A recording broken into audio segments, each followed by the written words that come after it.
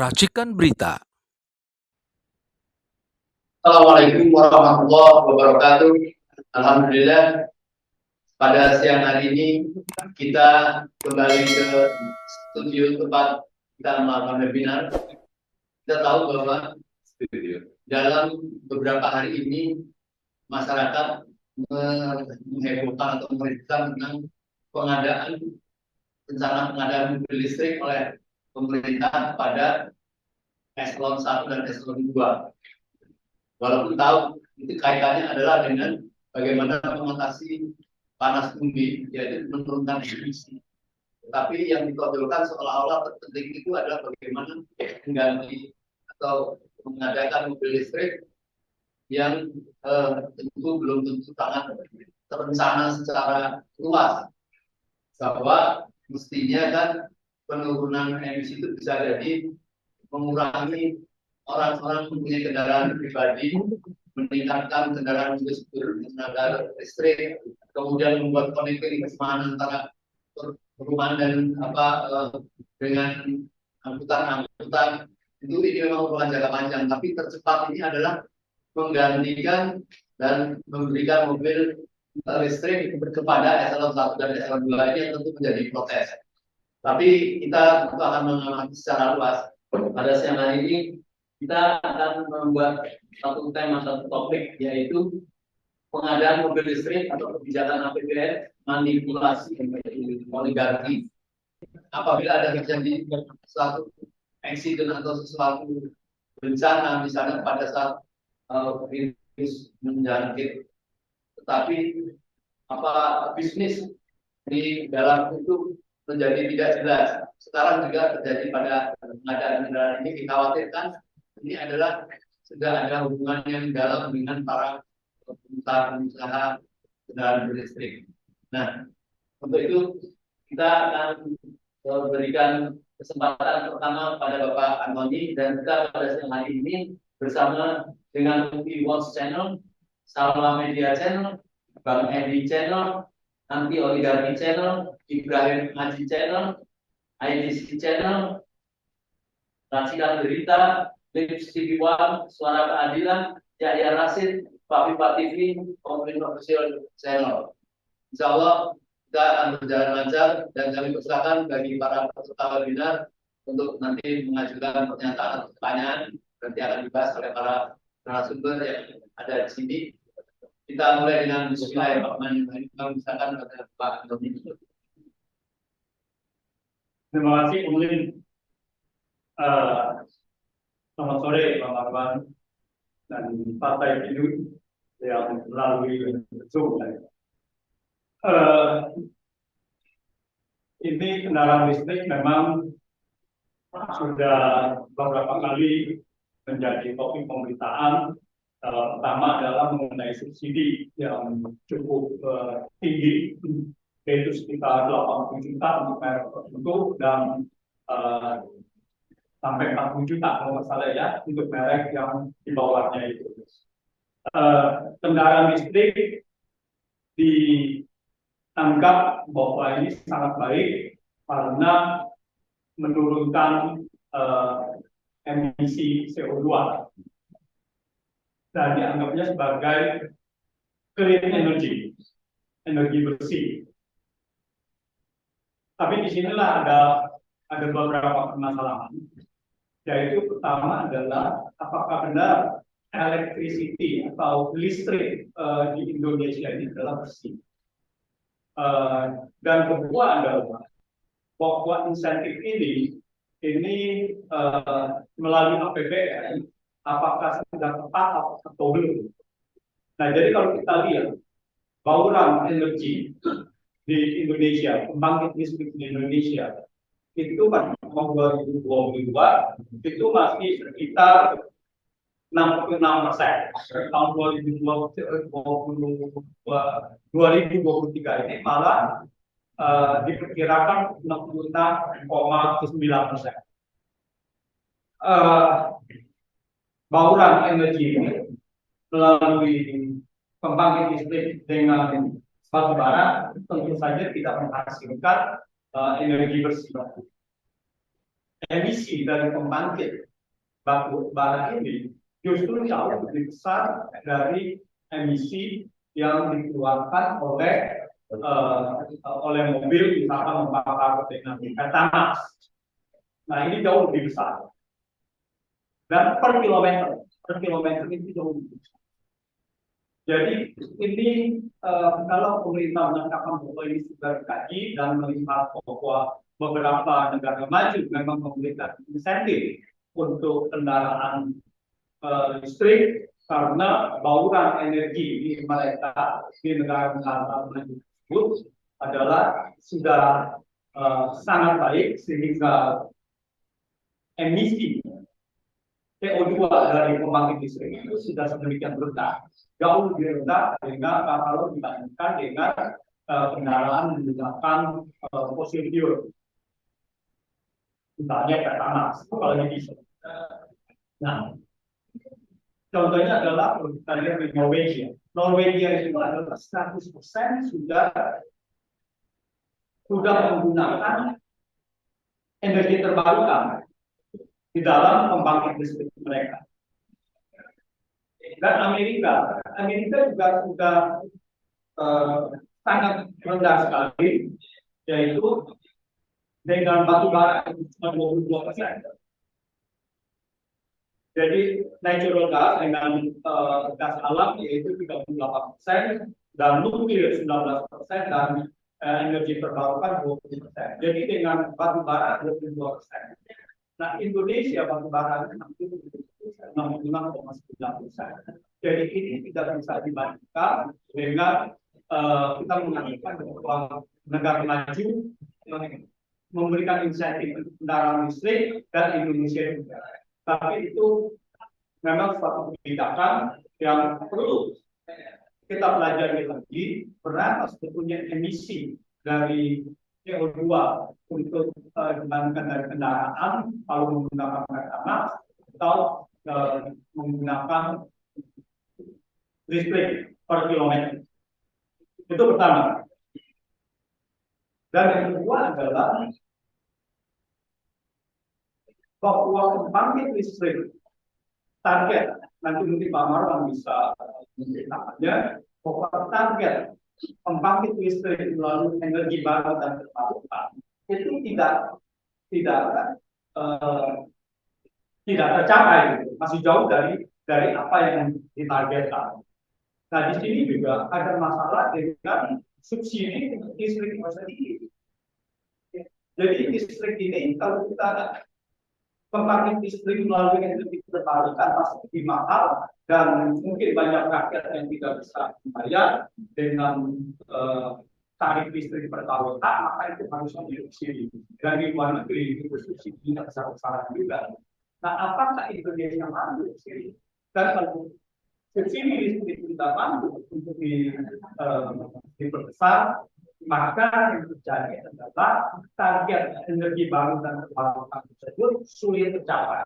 Dan kalau tidak tercapai, kita kita punya elektrisiti, pembangkit listrik kita akan mengeluarkan emisi itu. Terus yang kedua adalah mengenai APBN itu sendiri. Jadi kita lihat bahwa negara-negara maju ini sudah selesai dengan diskon. Jadi tidak ada lagi biaya-biaya atau dari APBN yang harus dikeluarkan dalam kemiskinan. Jadi mereka bisa memberikan untuk energi terbarukan itu. Sedangkan Indonesia adalah penduduk miskin Indonesia kurang lebih yang pendapatannya di bawah 535.000 per bulan, yaitu menurut kriteria BBM pada itu kurang lebih 26,35 juta atau 9,5%. Tetapi garis kemiskinan ini sangat rendah sekali dan tidak masuk akal. Karena kalau kita lihat angka stunting itu yaitu pertumbuhan tidak normal itu sudah mencapai 21,6%. Nah, Kenapa subsidi ini tidak diberikan, APBN ini tidak digunakan untuk menanggulangi? Dan ini adalah yang sangat penting sekali. Rakyat miskin, miskin di Indonesia itu mencapai, kalau kita mengambil kriteria Bank Dunia, yaitu untuk negara berpendapatan menengah atas, upper middle income, penduduk miskin di Indonesia itu mencapai 168 pada tahun 2020. Mereka mendapatkan 1,1 juta per orang yang bilang. Jadi permasalahan kemiskinan di Indonesia masih begitu tinggi. Sehingga pertanyaannya adalah, uang ini mau dikatakan, uang APBN yang terbatas ini mau di mana dengan ini? Kita sudah lihat benar-benar kemiskinan beberapa tahun terakhir ini sangat tidak jauh dari yang kita harapkan. Jadi tidak berhasil atau bisa gagal. Kriteria BPS saja itu dari 2014 ke 2022 itu hanya tulis 1,39%. Jadi artinya bahwa APBN yang seharusnya digunakan sebesar-besarnya untuk kemakmuran rakyat itu tidak terjadi. Ini adalah pasal 23 Undang-Undang Dasar. Tapi ini berarti sudah dilanggar. Nah, sekarang dengan adanya PMK ya, jadi peraturan Menteri Keuangan yang sudah memberikan tanggung bahwa PNS eselon 1 dan eselon 2 boleh diberikan kendaraan dinas dengan pagu eselon 1 sekitar hampir 1 miliar untuk kendaraan listrik. Nah, kita tidak tahu bagaimana bisa dan angkanya bisa hampir 1 miliar. Lalu yang kedua adalah PNS 2, eselon 2, yaitu sekitar 700 triliun juta. Dan jumlah PNS 1 dan eselon 1 dan eselon 2 itu hampir 10.000. Kalau 1.000 saja 10% tahun 2024 mereka benar-benar direalisasikan untuk membeli mobil listrik ini, itu sudah hampir dan APBN sudah 1 triliun. 1.000 paling anggap aja itu 1 miliar. Itu hampir 1 triliun. Itu kendaraan. Dan keseluruhannya akan menjadi kalau 1.000 berarti akan menjadi 10 triliun untuk kedepannya. Dan pertanyaannya adalah, ini siapa yang supply kendaraan itu? Jadi APBN dibuat sedemikian rupa untuk tidak hanya cukup bayar sendiri, tetapi ini adalah untuk membeli kendaraan dinas yang jumlahnya untuk eselon 1 adalah hampir 1 miliar. Nah, di sini ada, jadi ada 2 permasalahan besar. Yaitu pertama adalah mengenai apakah bauran energi, apakah kendaraan listrik itu lebih bersih dari kendaraan yang menggunakan BBM, dengan catatan bahwa Indonesia masih menggunakan 66,9% pembangkit listriknya menggunakan batu bara. Dan kedua adalah bagaimana alokasi APBN ini. Nah, ini yang harus dikatakan belum dan namanya oke, dia adalah sekitar 80 juta sampai 40 juta. Ini karena ini sudah musim capres. Ini kita juga mau mendengar siapa calon presiden yang nantinya bisa berpihak kepada APBN-nya ya, bisa berpihak kepada rakyat. Apakah ini akan terus seperti sekarang ini? Tadi sudah diungkapkan oleh Pak Muslim, yaitu bahwa PCR dan itu karena Karena ini penguasa dan pengusaha ini adalah dia menjadi satu. Dia yang membuat kebijakan dan dia punya perusahaan, kan? Nah ini yang menjadi masalah. Dan masalahnya adalah yang mempunyai ketidakberjalan gitu. Jadi sebetulnya ini adalah tantangan di mana kita lihat bahwa DPR dan sebagainya tidak bersuara. Dan kalau ini terus dan 2024 Presiden dan DPR, anggota DPR yang baru nantinya masih menganggap seperti ini, maka negara ini kemiskinan akan bertambah. Dari sekarang ini 178,8 juta. Kalau kita mengacu pada kemiskinan, menurut studi dari Kompas, itu 183,7 juta orang itu tidak bisa memenuhi kebutuhan gizi seimbang untuk harian. Jadi ini luar biasa. Negara kondisinya kemiskinan yang sudah sedemikian parah, tetapi PBN-nya digunakan sudah sampai untuk mengganti. Nah ini semoga bahwa di sini ada perbaikan, bahwa APBN di sini harus benar-benar diperhatikan kepada mereka yang membutuhkan. Jangan kita studi ini hanya melihat bahwa ya negara lain juga menggunakan begitu, negara maju juga menggunakan insentif-insentif. Mereka yang sudah tidak ada masalah dengan kemiskinan, mereka itu kesehatan dan pendidikan sudah terjamin, jadi tidak bisa disamakan kondisinya dengan Indonesia yang rakyat miskinnya masih struggling. Terima kasih. Baik. Poin penting yang saya bisa tangkap tadi bahwa pengalihan tenaga listrik, di mana bahan bakarnya bahan bakar Indonesia itu tentu juga bersih. Maka sebenarnya yang harus dikaji adalah jangka panjang tentang penggunaan panas bumi dan emisi tadi harus dikaji, apalagi nampaknya lebih dahulukan bisnis dari mobil listriknya yang dikhawatirkan itu tidak kena tepat sasaran.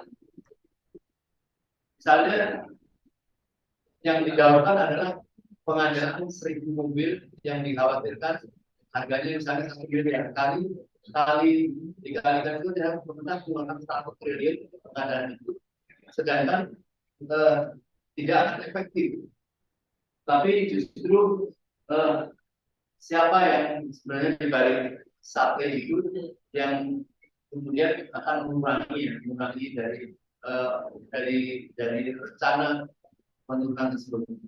Oleh karena itu kami minta mungkin Pak Sumatera Barat untuk melanjutkan dari Pak untuk mengkritisi dari rencana penggunaan panas bumi, tetapi dengan mendahulukan pengadaan mobil listrik yang diadakan oleh pemerintah, karena kan tidak masuk logika, karena ini mobil-mobil listrik dan mobil-mobil dinas ini kan masih berumur 6 bulan, masih berumur 1 tahun, kemudian diganti oleh mobil listrik ini. Apakah mobil yang lama itu kemudian dibuat kan tetap beroperasi juga, entah siapa yang menggunakan. Artinya tidak ada korelasinya untuk penggunaan itu kecuali kemudian menggunakan dengan apa itu cara-cara tambahan yang lainnya. Saya kira Pak Maranatha. Ya, terima kasih. Assalamualaikum warahmatullahi wabarakatuh.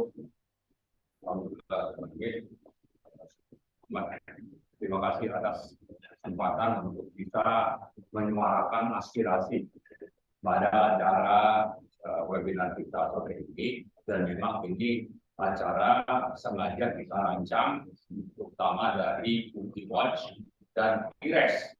Ya, tujuannya minimal ada 2. Pertama, untuk menjelaskan kepada rakyat tentang adanya batasan dalam kebijakan pemerintah.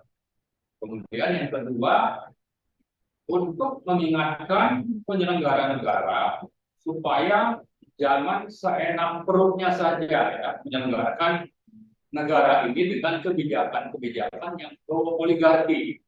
Ini dua hal penting. Mungkin ada hal-hal lain ya. Tapi saya kira dua hal ini sengaja menjadi tujuan kita mengapa acara ini kita adakan. Nah, sebelum lebih lanjut, mungkin kita sedikit flashback dalam 2 bulan terakhir ini ada 2 kebijakan penting. Pertama, kebijakan tentang subsidi mobil listrik yang jumlahnya per mobil itu 80 juta.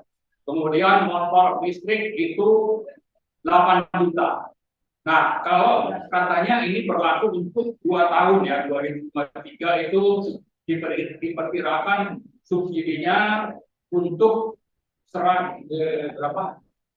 200.000 motor itu sekitar 1,4 triliun. Kemudian mobil itu sekitar 35 sampai 36.000. Itu subsidinya sekitar 1,6 triliun. Tahun depan itu meningkat ya, untuk motor subsidinya itu 4,2 triliun, lalu mobil itu 4,9 triliun. Nah, ini sebetulnya angka yang besar untuk menjadi objek bagi bancaan oligarki. Jadi pembuat kebijakan dan pengusaha ini memang menjadikan kebijakan tentang subsidi mobil dan motor itu untuk berburu rezeki. Bahwa kita paham tentang pentingnya kita menggunakan energi bersih dan kendaraan yang memang emisi karbon atau emisi gas rumah kacanya itu rendah ya, dan itu menjadi tren di seluruh dunia. Tapi kita juga harus bicara kondisi objektif, antara lain misalnya tentang kondisi keuangan negara di satu sisi, kemudian kondisi tentang penerima dan kepentingan-kepentingan yang memang kita melihat ini tidak objektif. Sehingga dengan begitu kita pantas untuk bersuara. Sebelum lanjut, saya sedikit tadi ada yang tertinggal bahwa yang pertama ada kebijakan tentang subsidi mobil dan motor listrik, yang kedua ada tentang kebijakan pengadaan, ya istilahnya itu standar biaya masukan untuk anggaran 2024, terutama tadi sudah disinggung Pak Antoni, kalau saya satu mobil yang akan diberikan dianggarkan dalam APBN bagi eselon 1 itu 966 juta, eselon 2 itu 746 juta, kemudian mobil operasional itu 430 juta per unit. Dan ini sudah dianggarkan. Nah, kalau tadi disebutkan tentang subsidi mobil itu memang kalau subsidi yang 80 juta itu hanya 2 merek, yaitu mobilnya itu merek Hyundai Ioniq, ya, kemudian Wuling. Kemudian kalau bicara tentang mobil yang yang akan dibiayai dengan anggaran APBN eselon 1, 2 dan mobil operasional itu mungkin lebih banyak ya variasinya. Tapi yang lebih penting adalah apa? Saya kira kita bicara kondisi objektif. Kita apakah memang bicara anggaran di APBN itu memang sudah sangat relevan untuk lebih memperhatikan kepentingan pembelian mobil untuk eselon 1 2 ini dan juga untuk subsidi motor dan mobil listrik ini dibanding hal-hal lain. Tadi sudah disebut tentang masalah kemiskinan. Tapi yang lebih penting adalah kita utang ini sudah sekitar 8.000 triliun misalnya.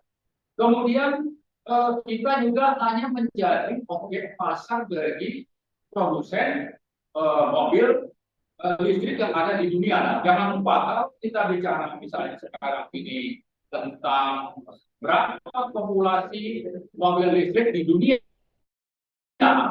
itu kira-kira sekitar 26 sampai 27 juta, dan itu paling banyak itu adalah di Cina. Kemudian nomor dua itu ada di Amerika, ketiga itu ada di Jerman, kemudian di Inggris, lalu ada di Prancis. Dan ini negara, termasuk juga Denmark, negara-negara ini adalah negara yang memang negaranya itu mensubsidi juga industri mobil listriknya. Jadi, dan ini dalam rangka juga mengembangkan industri ini untuk nanti bisa dijual ke luar negeri. Nah, kita punya roadmap itu tidak jelas. Bagaimana Indonesia ini kalau bicara tentang pengembangan mobil listrik, yang ada justru hanya calo yang sudah membuat dua kebijakan penting, ya, dari subsidi mobil dan motor listrik, kemudian rencana pembelian mobil untuk eselon 1 dan 2 ASN. Itulah yang ada, dan itu memang perannya adalah karena kepentingan oligarki untuk berbisnis. Nah, kalau bicara emisi rumah kaca, gas kaca, sebetulnya Indonesia ini kalau bicara tentang emisi karbon atau gas rumah kaca per tahun per kapita, itu termasuk yang sangat rendah dibanding misalnya negara-negara lain. Misalnya Amerika itu disebutkan sampai 50 juta ton per kapita per tahun emisinya. Kemudian Singapura itu 10 juta. Malaysia 9 juta. Australia itu 18 juta ton per kapita per tahun. Nah, Indonesia itu hanya 3 juta. Jadi masih sangat rendah.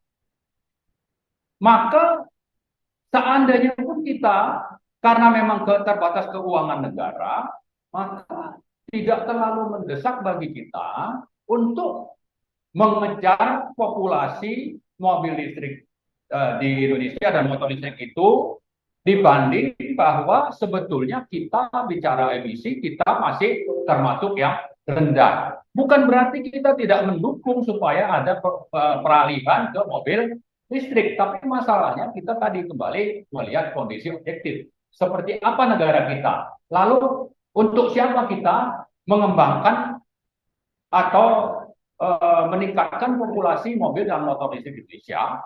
Kalau itu untuk kepentingan negara, untuk kepentingan BUMN, untuk kepentingan rakyat, kita setuju. Tapi kalau untuk oligarki, maka kita menolak. Dan ini sudah sangat banyak suara yang menyatakan justru dua program penting tadi lebih banyak dipicu oleh kepentingan oligarki. Nah, saya sedikit flashback bahwa emisi gas rumah kaca atau emisi karbon di Indonesia itu dengan catatan 3 juta ton per kapita per tahun tadi, ternyata dari sektor listrik itu sudah disinggung Pak Antoni, itu sekitar 67% itu adalah dari pembangkit listrik menggunakan energi primer batu bara. Sampai nanti di 2030 angkanya itu masih di atas 60, mungkin 66 atau 65%. Jadi masih panjang perjalanan. Nah, kenapa masih bisa sampai seperti itu? Dan ini kontribusinya sangat besar dibanding misalnya emisi untuk kendaraan bermotor seperti mobil atau motor yang menggunakan BBM misalnya. Ini sangat signifikan batubara ini. Pak. Saya sama Pak Said Didu sudah siap ya. Sebentar setelah Pak Marwan nanti Pak Said Didu silakan menyambung. Ya, saya kira. Oke.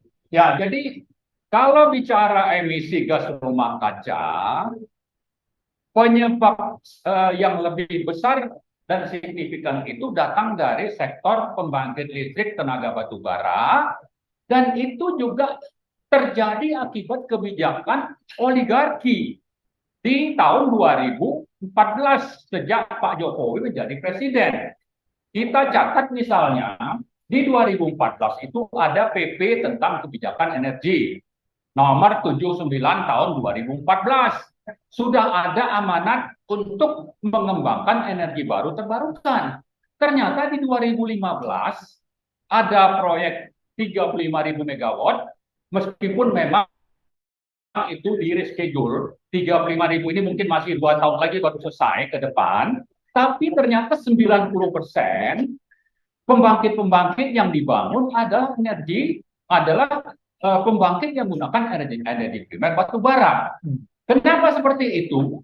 Karena memang itu ada kebijakan yang pro oligarki. Belum lagi nanti kita catat ternyata skema pembelian listrik dari IPP ya, Independent Power Producer, penjual listrik ke PLN itu dengan skema take or pay. Jadi dua hal inilah yang sebetulnya memberatkan rakyat negara dari sisi pembangkit listrik dan energi bersih. Pertama, bahwa ternyata kontributor yang signifikan di sektor energi bersih ini yang membuat kotor itu adalah pembangkit tenaga batu bara. Kemudian yang kedua, pembelian listriknya itu dengan skema take or pay, butuh 100 megawatt harus bayar misalnya karena IPP-nya itu membangkitkan 120 atau 150 megawatt, maka PLN harus beli 120 atau 150 megawatt, bukan hanya yang dibutuhkan, tapi lebih dari yang dibutuhkan karena sudah dibangun oleh IPP. Nah, jadi kembali ke isu tentang pengadaan ini, maka saya kira dan juga subsidi mobil dan motor listrik itu sebetulnya peran oligarki itu masih sama waktu membangun pembangkit 35.000, rakyat jadi korban. Ya, harusnya membangun EBT, ternyata EBT sampai sekarang itu hanya baru 14%. Atau malah lebih rendah. 12-an. Ya, 12-14%. Padahal kebijakan sudah ada melalui PP 79 tadi di 2014. Artinya pemerintah ini ada aturan tapi tidak konsisten dijalankan akibat dari pengaruh oligarki mengintervensi kebijakan sehingga tetap membangun pembangkit dengan energi kotor meskipun sudah ada aturan yang meminta supaya dibangun itu adalah energi bersih atau EBT. Nah, yang kedua, sudah ini meningkat lalu dicoba oligarki berperan dari mana? Dari tadi pertama mobil dan motor listrik disubsidi, lalu bukannya mencari misalnya atau mengembangkan bagaimana BUMN berperan, ya, dan juga sesuai dengan roadmap yang diterbitkan oleh Kementerian Perindustrian, tapi lebih banyak dikendalikan oleh oligarki sebagaimana kita alami waktu masalah vaksin, ya, vaksin COVID itu kan Luhut dan kawan-kawan, Erick Thohir dan sebagainya itu yang lebih banyak menikmati dan tidak mendorong bagaimana BUMN dan misalnya kampus-kampus atau perguruan tinggi kita itu mengembangkan vaksin di dalam negeri. Kenapa? Karena memang di situ duitnya banyak dan tidak jelas juga. Waktu itu kita pernah menuntut untuk diaudit, tapi tidak ada kelanjutan. Nah, terus yang terakhir, saya kira kalau kita bicara mobil listrik, di samping kita tidak punya roadmap, kalaupun ada tidak konsisten dijalankan, kita mengkhawatirkan dengan standar biaya masukan sebesar hampir 1 miliar untuk mobil eselon 1 dan 2, eselon 1, sementara kita tahu tren dari harga mobil listrik itu terus turun, ya. Saya kira tahun depan itu yang standar itu kita bisa dapatkan dalam range antara 500 sampai 700 juta per unit. Dan ini sudah banyak tulisan yang menunjukkan bahwa tren akan terus turun. Nah, kalau tetap di adop yang 966 ini, maka potensi terjadinya korupsi atau minimal sudah tersedia ruang bagi oligarki untuk dapat untung besar. Ya, pagunya 966. Sementara harga itu terus turun. Dan ini memang akan terus turun. Itulah yang terjadi dan kita misalnya mencatat tahun lalu itu pembelian mobil listrik secara global itu sekitar 10 juta. 900 10 juta tahun depan itu 14 juta kendaraan listrik yang akan dijual di pasar dunia. Dan dengan jumlah yang semakin banyak, maka bicara economic of scale, ini harga juga akan semakin turun.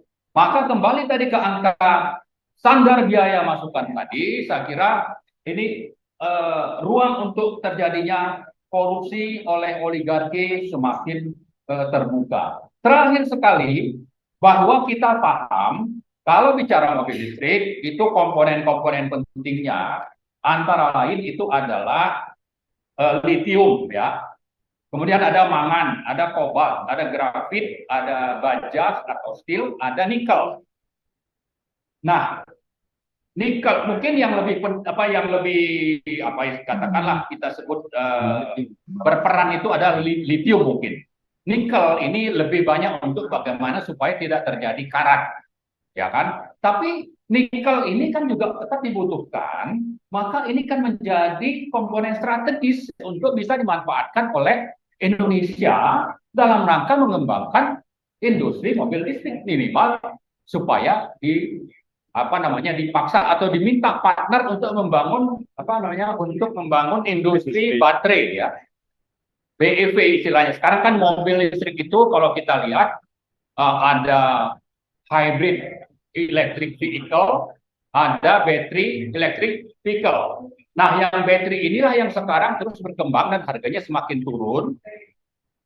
Dan komponen pentingnya salah satu itu adalah nikel yang mestinya ini dimanfaatkan oleh negara, oleh pemerintah untuk bagaimana kita bisa berperan sekaligus mengembangkan industri dalam negeri.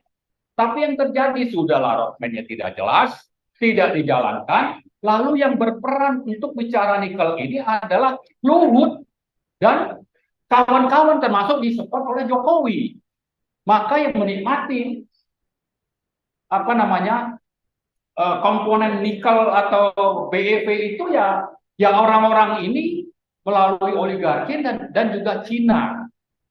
Nah, kalau sudah seperti itu, sebetulnya kita mencatat begitu banyak hal yang wajib kita tuntut kepada pemerintah, kepada Joko Widodo sebagai presiden, bahwa kebijakan yang sudah dikeluarkan, terutama yang dua terakhir kita bicara subsidi mobil dan motor listrik, yang kedua rencana pembelian mobil listrik untuk ASN ini supaya ditinjau kembali, disesuaikan dengan kepentingan strategis nasional, disesuaikan pula dengan bahwa ini sebetulnya bagi Indonesia tidak mendesak kalau dikaitkan dengan emisi gas rumah kaca kita, itu hanya 3 juta per ton dibanding negara-negara maju, yang memang emisinya itu kalau Amerika mungkin di atas 40 juta ton, ya, atau negara-negara yang memang punya industri mobil dan motor listrik yang sudah mapan, sehingga subsidi negara itu di samping untuk rakyatnya, untuk pemakai atau pembeli mobilnya, tapi juga untuk nanti ekspansi ke luar negeri.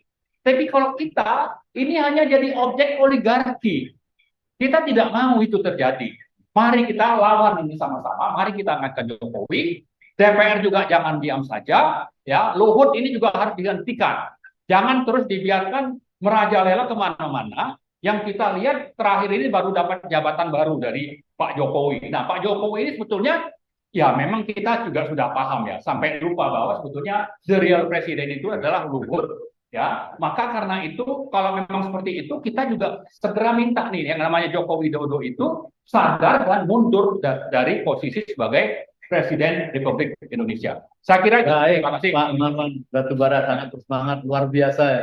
Jadi kita membicarakan penurunan emisi, tetapi lebih mensoroti tentang bisnis pengadaan itu.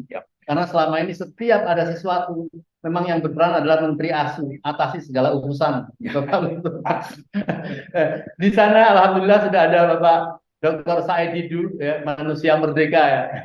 Semoga bisa menambahkan pembicaraan kita pada sore hari ini. Supaya kita harus melawan dan menghentikan rencana-rencana buruk dari para oligarki yang mengendalikan para menteri itu mungkin. Saya persilakan Pak Said Didu. Terima kasih. Mohon maaf saya di suatu tempat.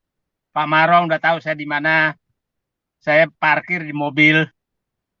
Karena saya menganggap ini isu penting sekali. Karena saya tidak ingin cara pengambilan kebijakan barbar ini diulangi terus. Apa itu kebijakan barbar? Adalah kebijakan untuk mengeruk uang negara untuk dinikmati oleh para pengambil kebijakan. Itu kebijakan barbar. Dan itu sudah berulang berkali-kali. Coba bayangkan di PCR kemarin waktu COVID juga seperti itu. Sekarang tidak malu-malu masuk ke mobil listrik. Tidak malu-malu. Nah, ini kalau dibiarkan kemungkinan besar nanti akan dilakukan untuk di akhir-akhir masa jabatan adalah penjualan sumber daya alam Indonesia untuk diri para penguasa kalau kita tidak teriak. Nah, itu yang pertama. Yang kedua, mereka rajin sekali mencari alasan pembenaran untuk mengambil kebijakan mengeruk uang rakyat untuk kepentingan kelompoknya. Ini bukan lagi oligarki nih, untuk dirinya. Bukan lagi oligarki, untuk dirinya sendiri. Bukan lagi untuk pengusaha, tapi untuk penguasa yang berusaha dan tidak malu-malu. Nah, Anda bisa bayangkan dia membelokkan pengertian subsidi untuk mengambil uang rakyat.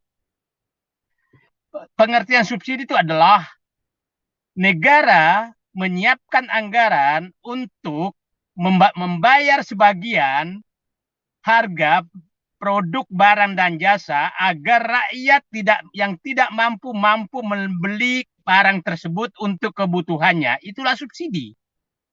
Nah, ini sama sekali tidak masuk kriteria terhadap mobil listrik. Karena pertama, pembeli mobil listrik satu itu bukan kebutuhan pokok yang penting bagi rakyat. Nah, yang kedua, yang membeli mobil listrik bukan rakyat yang tidak mampu. Nah, akhirnya tidak bisa ditutupi bahwa ketidakefisienan atau mungkin keinginan mendapatkan keuntungan para pelaku industri mobil listrik untuk mengambil keuntungan agar laku banyak, maka negara yang membeli. Jadi saya katakan, sekarang apakah masuk akal seorang pejabat yang ketua asosiasi industri mobil listrik mengambil uang negara untuk membeli produknya dan seakan-akan itu adalah atas nama rakyat. Nah, ingat ya bahwa ini lucu, subsidi ini kan biasanya adalah diterima oleh rakyat. Saya kasih contoh beginilah. Subsidi pupuk itu rakyat harusnya membayar Rp4.000 untuk urea. Tapi akhirnya 1.600 dan sisanya dibayar oleh negara dan rakyat hanya membayar 1.600. Itu namanya 1.800, 1.600. Itu namanya subsidi. Yang ini adalah rakyat membeli mobil listrik lebih murah dari harga pabrik katanya. Padahal kita tidak tahu harga pabriknya berapa. Kita nggak tahu, tidak pernah dibuka. Siapa tahu harga pabriknya sudah dinaikkan, sehingga sebenarnya tidak ada subsidi, tapi menambah keuntungan kepada produsen mobil listrik. Nah, ini menurut saya suatu saat akan dibuka semua, siapa sih yang dibalik ini semua. Nah, coba saya katakan, orang-orang yang mengambil kebijakan ini sepertinya di hati dan pikiran dan otaknya tidak ada lagi rasa keadilan yang tersisa pada dirinya. Kenapa? Anda bisa bayangkan dengan tega memberikan subsidi, bukan subsidi sebenarnya. Nah, dengan mengambil uang negara sampai 80 juta per unit mobil, sementara dia menghapus dan mengurangi subsidi BBM untuk rakyat, subsidi pupuk untuk rakyat, kemudian pendidikan untuk rakyat, dan dia serahkan kepada orang kaya atau produsen mobil listrik. Nah, adalah sangat salah kalau ini dikatakan subsidi. Sebenarnya kalau dia pintar sedikit saja, dia ubah bahwa itu insentif. insentif kepada produsen mobil listrik. Insentif bisa dilakukan berbagai cara, adalah pengurangan pajak, tapi sepertinya dia tidak mau tempuh itu, karena sepertinya kenapa dia mau pakai, karena kalau pengurangan pajak maka itu tidak mengambil uang yang sudah ada di APBN, tapi tidak menyetor ke APBN. Nah, sepertinya dia tidak mau pakai itu, karena sepertinya dia ingin mengambil uang, bukan mengurangi kos. Oke, saya ulangi ya. Kalau insentif itu adalah mengurangi biaya.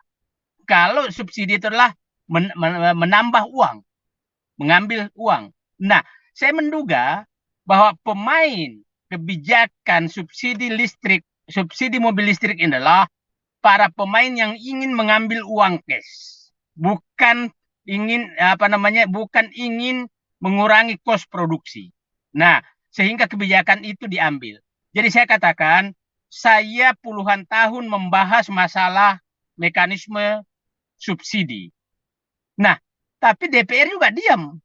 DPR juga diam, jadi kita ini, negara ini mau dibawa kemana? Sebagai gambaran saja, bapak-bapak dan ibu semua, kenapa sih ini kan tiket kereta api naik sampai 40%. Sekarang kenapa bukan itu yang disubsidi?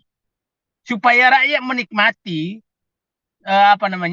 anggaplah naik 10%, maka negara mensubsidi 30%. Saya kasih contoh, LRT di Jakarta itu kan disubsidi sekitar 2,1 triliun per tahun. Akhirnya rakyat menikmati naik listrik di sekitar Jabodetabek itu adalah 4.000, 3.000 sampai 6.000 rupiah sampai bosan. Nah, kenapa hati mereka tidak melihat hal ini? Kenapa hati mereka tidak melihat bagaimana petani sulitnya mendapat pupuk subsidi? Kenapa hati mereka tidak melihat bagaimana rakyat menderita karena BBM mahal? Tapi yang ada di pikiran mereka adalah, kapan saya ambil uang dari APBN untuk keuntunganku? Jadi mereka janganlah berlindung dengan emisi lah, apalah, udahlah. Itu kan cara pembenaran Anda untuk mengeruk uang rakyat. Dan saya mengingatkan, kalau terjadi pemerintahan baru, hal-hal ini harus tidak boleh terulang lagi, bahwa mementingkan kelompok dan diri sendiri untuk mengambil kebijakan. Dan saya melihat pemerintah sekarang, istilah saya itu adalah dia membuat kebijakan untuk kepentingan dirinya, dengan istilah saya mengobjektifkan kepentingan subjektif mereka. Subjektif mereka ini harus diakhiri, dan saya pikir kalau terjadi perubahan, maka ini juga harus diaudit siapa sebenarnya bermain-main mengambil uang rakyat. Kita harus nggak boleh diam membiarkan ini terulang, dan ini tidak boleh terulang selanjutnya. Saya sangat sedih membaca ini. Nah, akhirnya dibelok-belokkan kepada seakan-akan, ya kebetulan Pak Anies mengkritik ini, seakan-akan dia nggak mengerti. Bukan itu masalahnya. Masalahnya adalah, kenapa Anda mensubsidi yang bukan kebutuhan rakyat banyak, yang sangat terbukti bahwa itu kepentingan kelompok Anda, dan Anda bela bahwa itu kebijakan benar. Kalau kebijakan benar, maka harusnya mereka keluar dari konflik kepentingan tersebut. Bagi saya, Muhammad Said Didu, kalau ada pejabat yang sudah membuat kebijakan untuk kepentingan diri dan kelompoknya, bagi saya nilainya 0 di depan saya. Tidak ada harganya sama sekali. Tidak perlu berbicara tentang idealisme, tidak perlu menyatakan bahwa berjasa dan lain-lain. Kalau Anda sudah membuat kebijakan untuk kepentingan subjektif Anda, maka Anda nilainya 0 di depan saya. Saya pikir itu dari saya. Saya berharap rakyat semua melihat bahwa memang keadilan, kebutuhan rakyat benar-benar diabaikan dan disingkirkan, dipinggirkan untuk kepentingan para pengambil kebijakan untuk kelompoknya. Tidak usahlah mereka berdalih macam-macam. bahwa itu adalah untuk emisi. Kalau untuk emisi masih kita bisa bahas, kenapa bukan lewat insentif kepada pengusaha dan berapa insentifnya harus dibahas. Dan itu jawaban mereka bahwa ada studinya. Betul ada studinya. Tapi ya siapa yang melakukan studi? IKN aja nggak ada studinya dipindahin kok, apalagi yang ini. Oke, saya pikir itu dari saya. Terima kasih. Wassalamualaikum warahmatullahi wabarakatuh. Oke, saya kira para pembicara ini sudah memiliki pemikiran yang sama terkait dengan industri kendaraan listrik ini. Bahwa ini sebenarnya tidak lebih dari sebuah bentuk korupsi kekuasaan. Di mana kita menggunakan kekuasaan yang dimiliki untuk memaksa secara resmi pemerintah agar menggunakan atau memindahkan uang rakyat kepada industri mobil listrik. Dan ini jelas mengandung sangat banyak pertanyaan atau kecurigaan karena memang tidak ada urgensinya pada saat ini dilihat dari segi apapun karena banyak hal-hal yang lebih urgen daripada industri mobil listrik ini. Karena itu saya setuju dengan Pak Said Didu juga dengan para pendapat yang lainnya bahwa ini betul-betul untuk kepentingan sekelompok kecil elit politik dan bisnis tentu saja. Karena mereka pada saat ini memang membutuhkan sangat banyak dana. Tentu saja terkait dengan pemilu 2024. Saya sendiri juga melihat ini tidak bisa dilepaskan dengan keinginan mereka, para penguasa politik dan ekonomi ini, untuk terus mempertahankan kekuasaan. Agar mereka bisa terus mengamankan aset, bahkan menggelumbungkan asetnya lebih jauh dengan menggunakan jalur kekuasaan. Jadi pertanyaan saya, ya tentu saja kepada para pembicara adalah apakah setuju dengan pendapat saya? Tapi saya yakin kelihatannya setuju, cuman mungkin akan diperkaya lagi dengan pendapat-pendapat mereka yang lebih canggih tentunya. Ya, terima kasih. Ya, baik, terima kasih tepat waktu. Saya persilakan untuk menggunakan waktu 2 menit atau 3 menit kepada Bapak Budi Yono. Saya lihat tadi ada Pak Budi Yono. Pak Budi Yono. Atau Pak Ali Mufrodi. Pak Ali Mufrodi. Halo.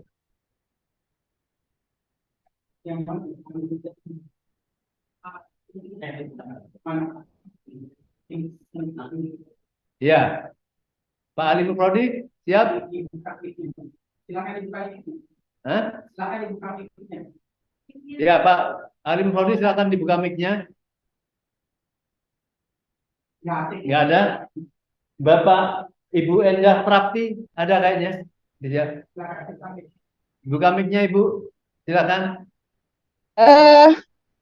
Saya terkesan sekali dengan paparan yang dipaparkan oleh Bang Said Didu. Memang PR besar kita itu adalah mengedukasi masyarakat kita. Kita tahu struktur masyarakat kita itu kan sebagian besar berada di akar rumput dan mereka sama sekali tidak tersentuh dengan istilahnya kemajuan teknologi yang kita rasakan di kelompok menengah seperti itulah, Pak.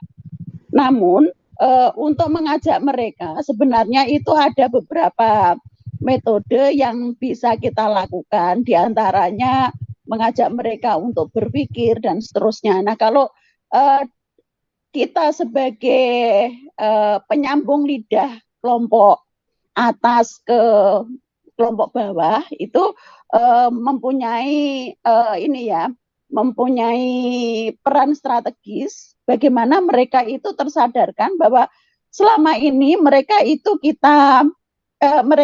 didolimi oleh kekuatan besar begitu, baik kekuatan dari penguasa, pengusaha maupun dari kekuatan global. Seperti itu, Pak. Monggo silahkan kiranya pendapat saya ini kalau perlu ditambahkan atau mungkin juga akan diluruskan dari forum ini. Silakan. Ya, terima kasih Ibu. Sebelum saya kembalikan kepada para narasumber, mungkin satu lagi, ya Insinyur Agung. Kami silakan Pak Insinyur Agung dibuka mic-nya. Baik, Pak. saya sih cuma sedikit aja. Saya Ya, sedikit saja. Saya pikir hal-hal seperti ini mungkin bagi rakyat banyak yang awam ya harus sering disosialisasikan masalah siapa saja yang ini apa namanya yang menjadi kasarnya pengkhianat bangsa ini. Itu aja sementara. Jadi Ya, ya. supaya rakyat tuh lebih apa namanya mau apa lebih cepat mengerti.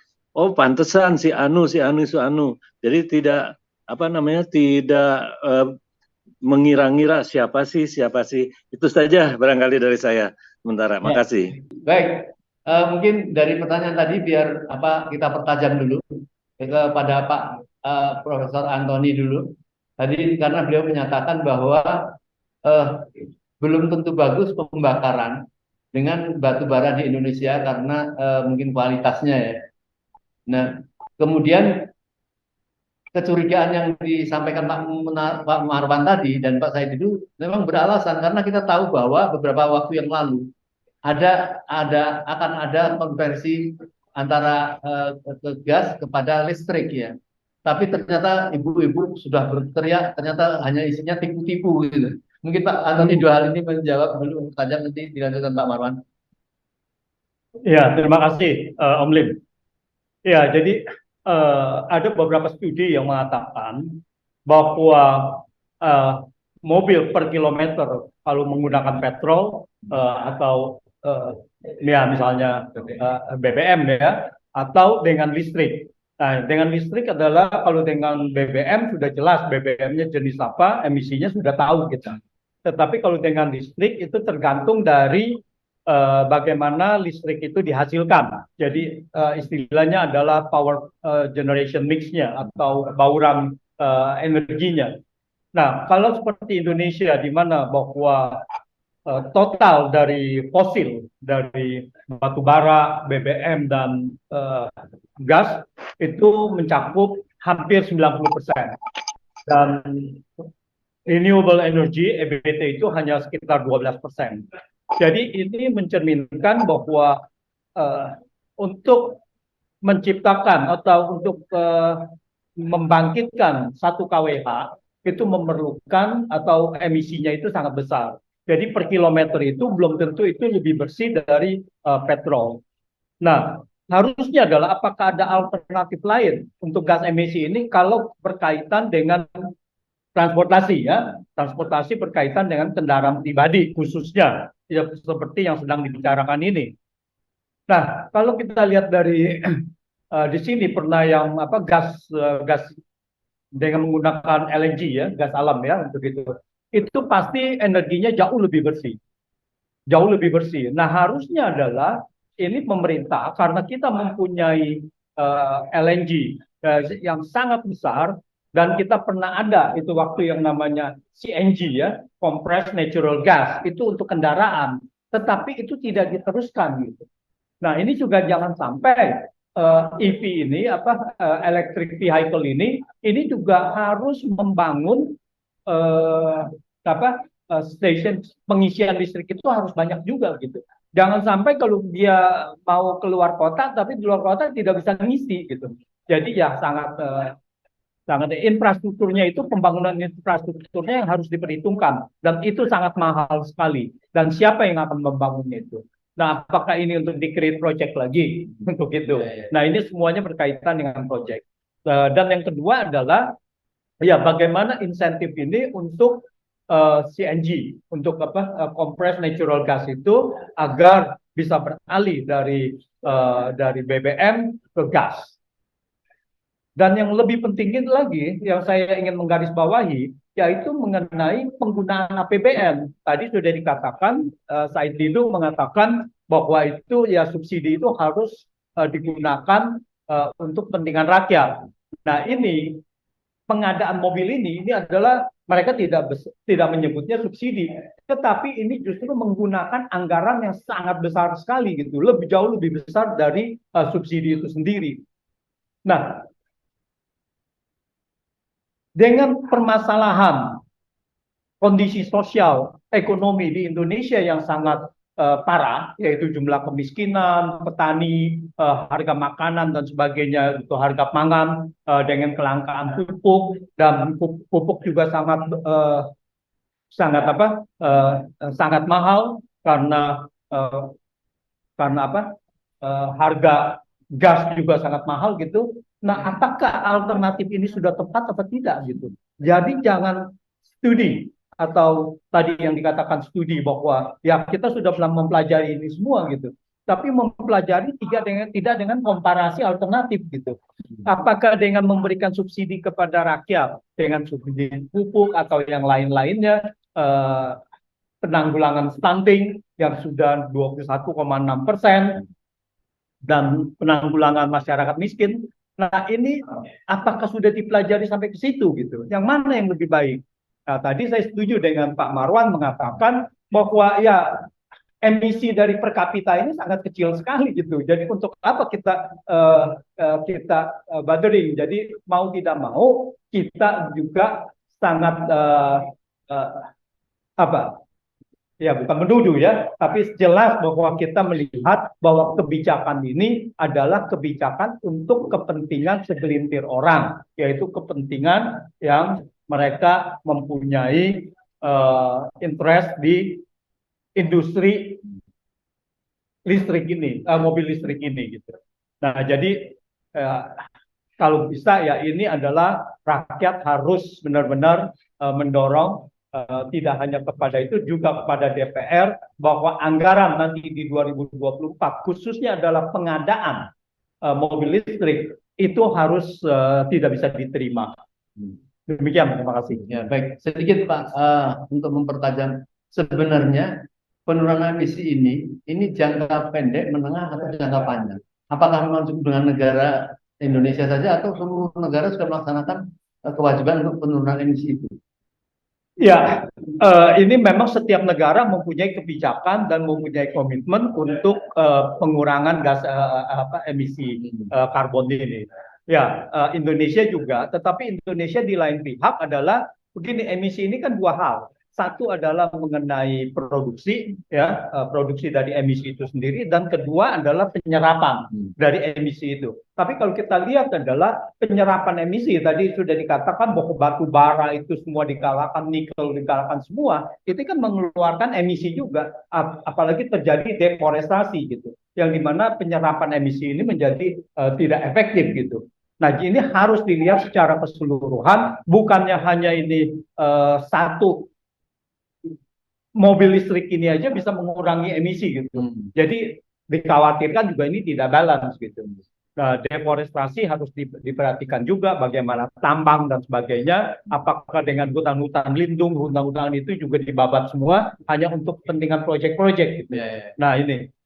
Baik, sebelum nanti kita beri kesempatan kepada dua peserta webinar, kepada Pak Marwan dulu, mungkin tadi ada pertanyaan kan dari Pak Insinyur Agung dan Bu Wea tadi kepada Pak Saididu tentang masyarakat ini kan masih sangat awam sekali terhadap seperti itu, dan harus ada edukasi seperti apa? Apakah memang betul ini memang ada rencana tidak elok lah dari para penguasa lah sekarang ini, yang kita tahu bahwa sudah nampaknya sudah masuk pagu ya, dan anggaran yang kemudian mungkin nanti bisa segera masuk ke APBN. Apakah memang semudah itu? Tidak perlu pengkajian atau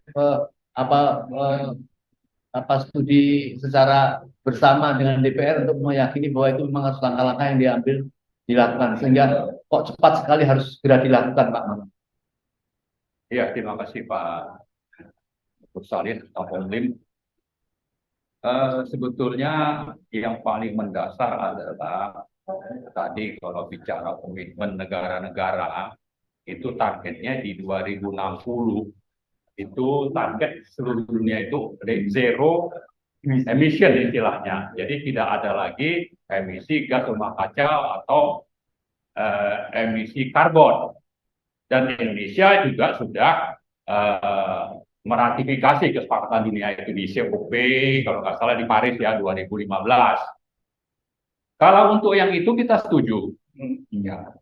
Dan kalau orang di seluruh dunia atau di Indonesia beralih ke mobil listrik atau energi hijau apapun itu, kita setuju.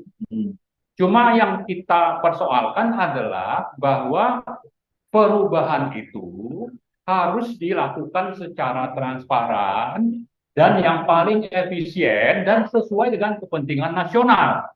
Seperti tadi saya contohkan, ya. Di Cina itu jumlah mobil listrik sudah 7 juta, terbesar di dunia. Di Amerika itu 2 juta. Nah, kenapa bisa berkembang? Memang negaranya juga mensubsidi, ada kebijakan dari sisi regulasi, pajak, dan sebagainya. Mereka mengembangkan itu dengan tujuan bukan cuma untuk rakyatnya, tapi juga untuk jualan ke luar negeri, dan ini kan untuk kepentingan ekonomi Cina juga gitu. Sama juga dengan di Amerika misalnya, dua besarnya itu adalah Tesla dan GM ya, General Motor. Maka pemerintah Amerika bikin aturan, regulasi, insentif pajak dan sebagainya itu untuk bagaimana industri itu berkembang.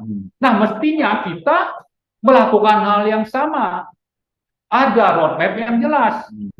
Kemudian ada misalnya mineral unggulan seperti nikel yang saya sebut tadi, ini kan juga harusnya dipakai untuk bagaimana kita bisa mencapai target-target nasional itu.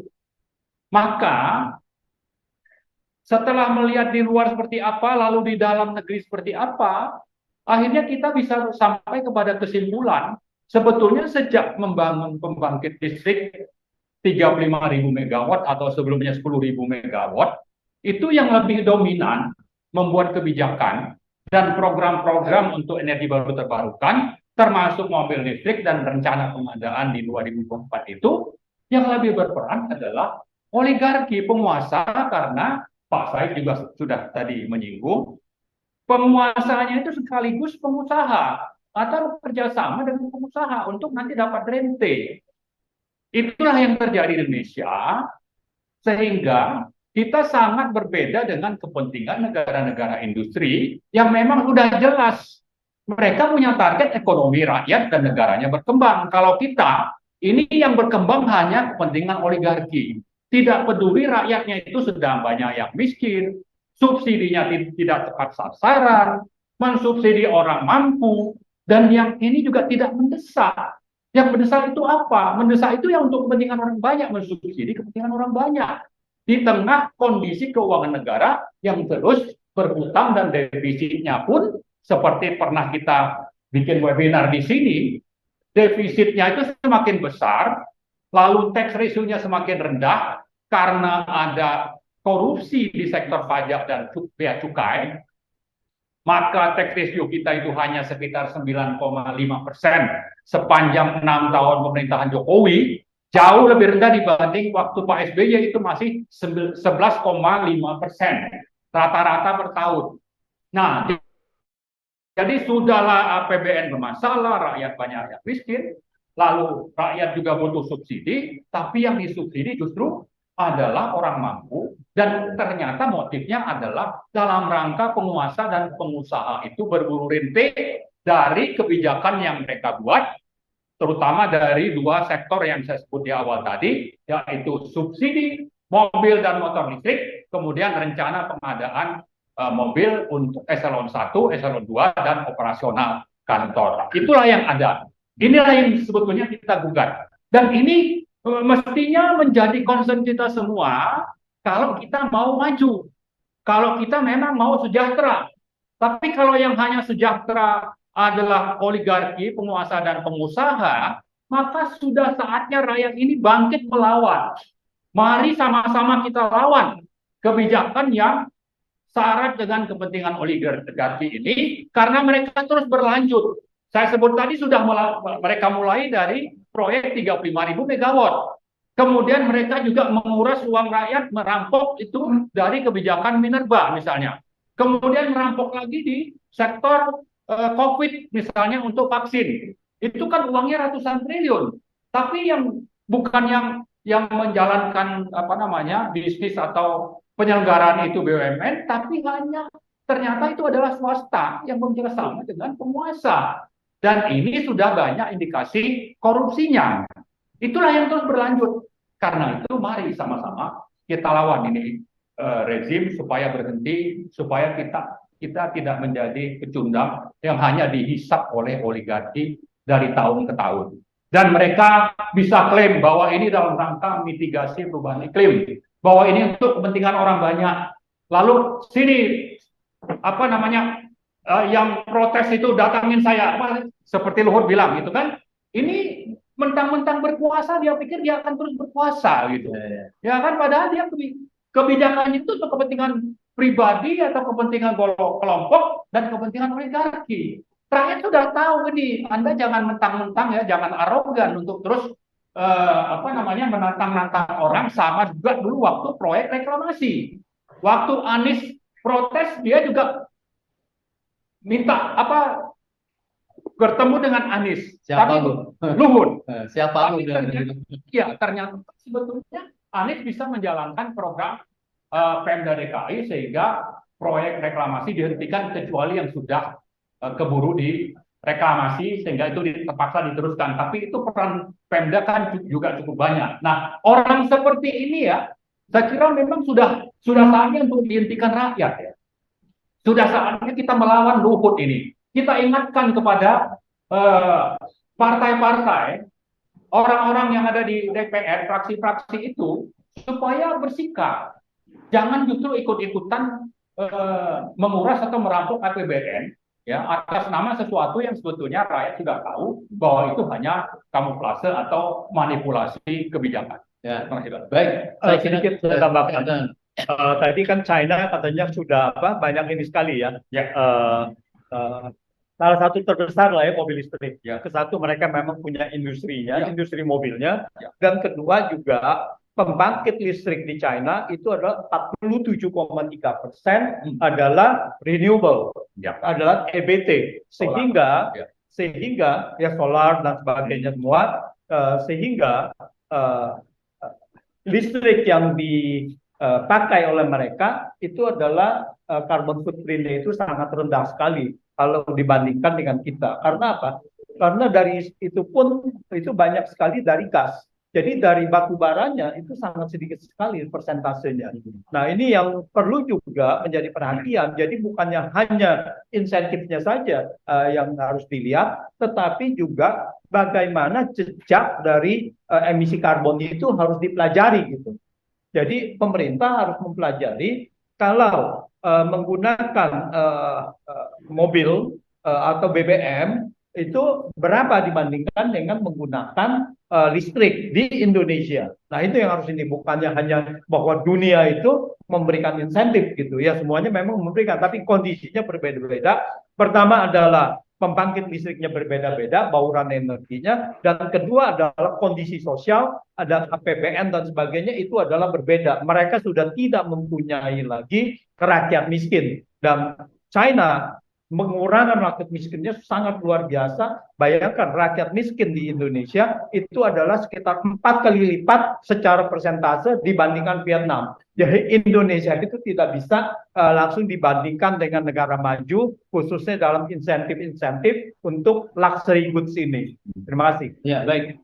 Jadi terjawab dari Ibu Prati dengan Pak tadi Insinyur Agung, bahwa sebenarnya baik Pak Marwan ataupun Prof. Antoni tadi sudah menyatakan setuju menghadapi bersama-sama dunia untuk zero emisi di tahun 2060.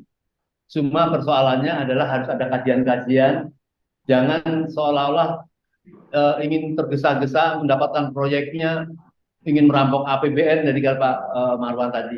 Mestinya kan rakyat kan masih ingat dalam pikiran bagaimana tuntutan Cina terhadap kereta api cepat minta dimasukkan dalam anggaran APBN. Jadi bagaimana rupa dari APBN kita itu kalau penguasa sekarang ingin berlomba-lomba ya, bukan saja tadi kata Pak Said dulu sekedar oligarki, tapi penguasanya itu juga banyak menjadi pengusaha ya. Sekarang banyak sekali coba penguasa kita menjadi penguasa ya. Sudah menjadi penguasa, menjadi pengusaha, dan tentu dengan kasar karena ingin tujuannya tidak baik. Saya kira mungkin itu terjawab. Maka usulan dari Pak Marwan ya memang harus bersama-sama rakyat dan DPR itu untuk menolak setiap apa itu pemaksaan terhadap anggaran-anggaran di APBN itu untuk hal-hal yang tidak adil. Untuk terakhir untuk mempertajam kalau perlu kami persilakan bagi dua peserta webinar untuk kami beri kesempatan. Pada siapa Mas Agung? Mas Hardi? Saya nggak kelihatan dari sini. Pak Darwisbon, sampaikan kalau ingin menanyakan atau memberikan tanggapan. Ya, Ya. siap. Terima kasih. Assalamualaikum warahmatullahi wabarakatuh. Waalaikumsalam warahmatullahi. Ya, saya kebetulan dari Jakarta, dari PAN, Forum Anies, Forum Anies dalam gerakan ke depan, insya Allah mudah-mudahan kami membuat satu namanya Komara, Komunitas Ekonomi Rakyat Berbasis Lingkungan. Mudah-mudahan ini berkolaborasi antar wilayah, karena kita ini kan berbicara, kalau di atas itu biarkan mereka berpolitik, kita di bawah menghimpun daripada suatu ekonomi lingkungan. Berkolaborasi antar wilayah, misalnya antar petani dengan pedagang, antar pedagang dengan industri-industri lain. Ini akan kita ciptakan suatu ekonomi yang berbasis lingkungan, karena kita kembali ke arah sistem barter. Barter itu adalah mempunyai ekonomi ketahanan nasional. Jadi kita nggak usah takut dengan oligarki, karena kita ini adalah owner-owner yang di bawah. Owner-owner di bawah inilah kita bikin suatu kekuatan. Jadi insya Allah mudah-mudahan dengan program ini kita tidak perlu takut dengan oligarki, dengan pemodal luar, macam semua, karena kita mempunyai suatu basis yang di bawah. Itu buat sementara saya sampaikan. Terima kasih. Baik, terima kasih. Satu lagi, Mas Hardi.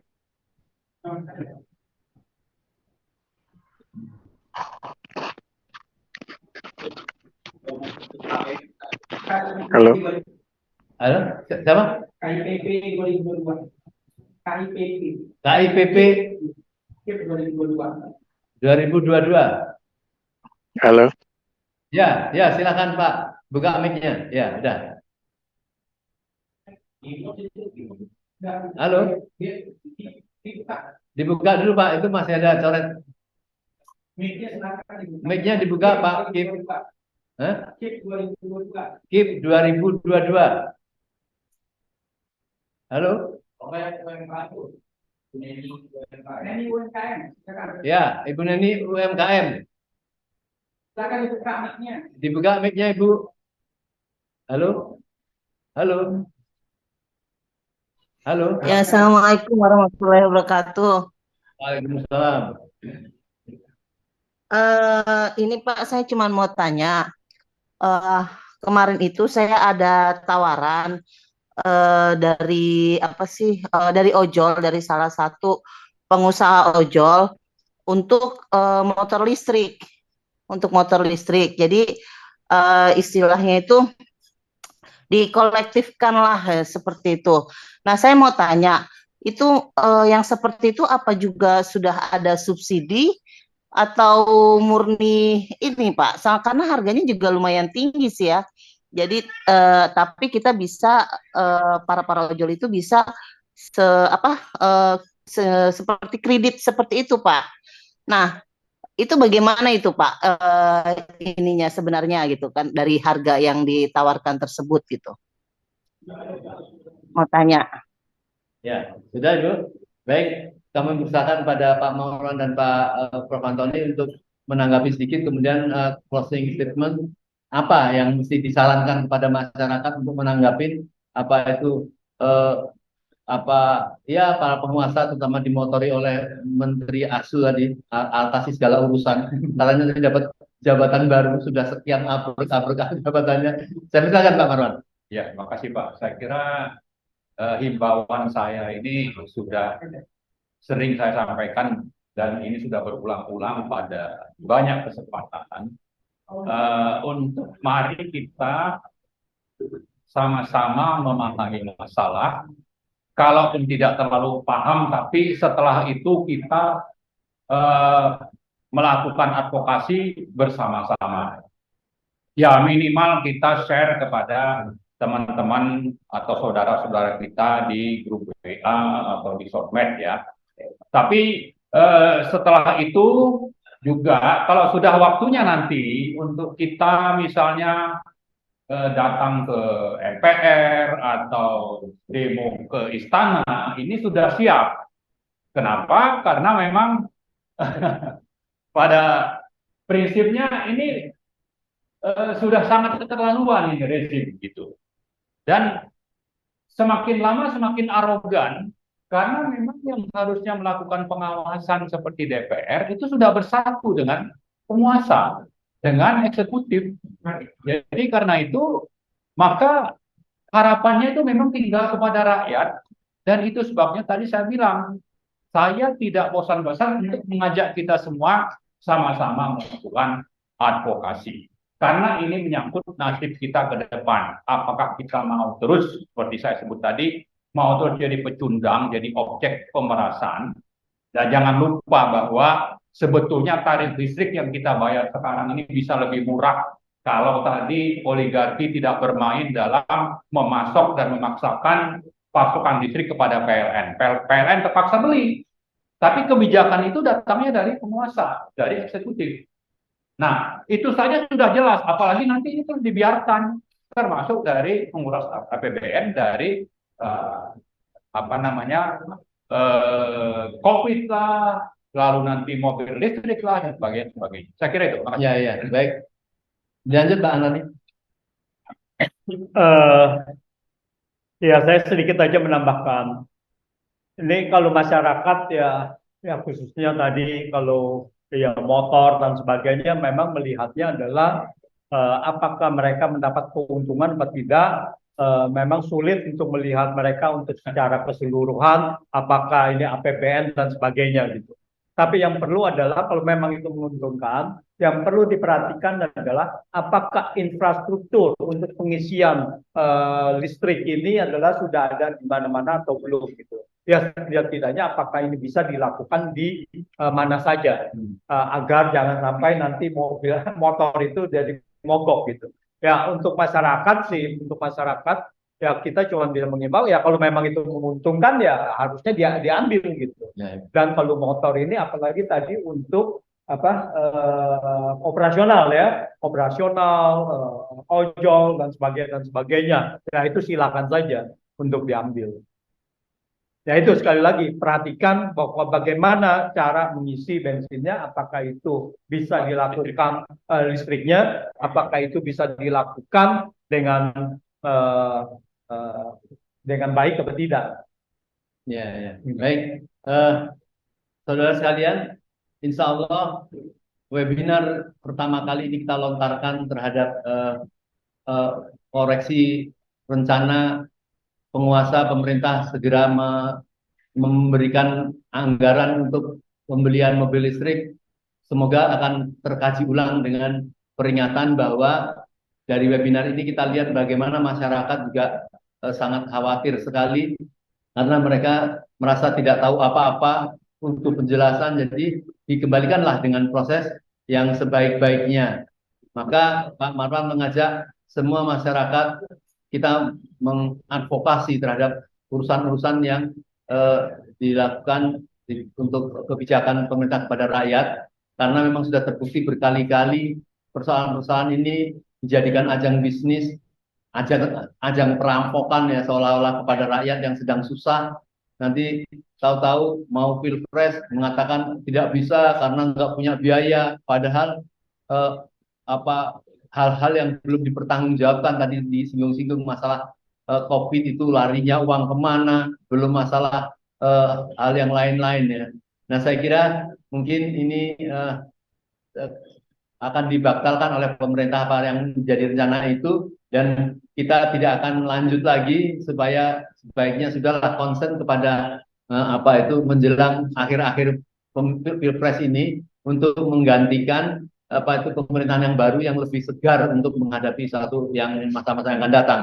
Karena kemarin salah satu capres yaitu Anies Rashid Baswedan mengkritik sedikit, begitu berangnya Bapak LBP mengatakan suruh menghadap saya. Jadi memang nampak ada rencana-rencana tertentu kecurigaan dari masyarakat.